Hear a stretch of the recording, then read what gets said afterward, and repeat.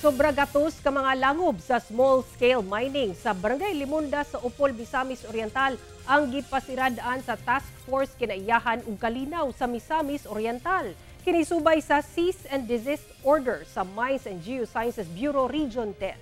Ang detalye sa report ni James Paulo Yap.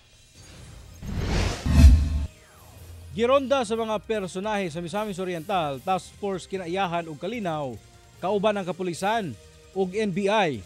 Kining usa ka lugar sa Barangay Limunda sa Upol, Misamis Oriental sayo sa buntag adlaw Miyerkules. Ang tumong pagpasirado sa anaa sa 180 ka langob sa mga minahan sa lugar tungod sa Cease and Desist Order sa DENR, Mines and Geosciences Bureau Region 10. Sigon ni Provincial Administrator Celso Abusejo nga ang maong mga minahan gidumala dili lang sa mga taga-Upol, apan ang uban niini gikan pa sa gawa sa probinsya. Na inventory nga bangag or na mina na sa mga 180 ka bangag. Ang among nadunggan o na-validate nga naay gikan sa laing-laing lugar as far as Davao City. No?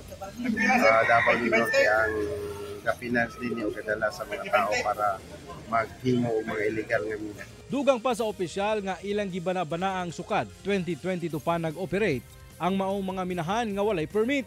Mukabat sab kuno sa 5,000 ka mga tawo ang nalambigit sa pagmina sa maong lugar.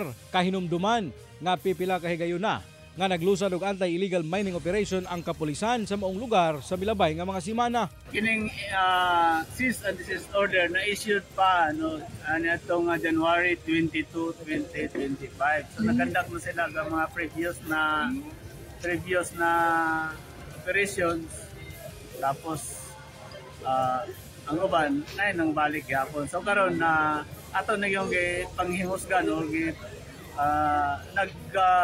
mas intensified yung atong mga operations. Kahinumduman nga gibutyag ni Misamis Oriental Governor Juliet Uy nga laraw nilang himuon og minahang bayan ang maong lugar aron nga mas mapahimuslan kini sa mga residente sa lugar.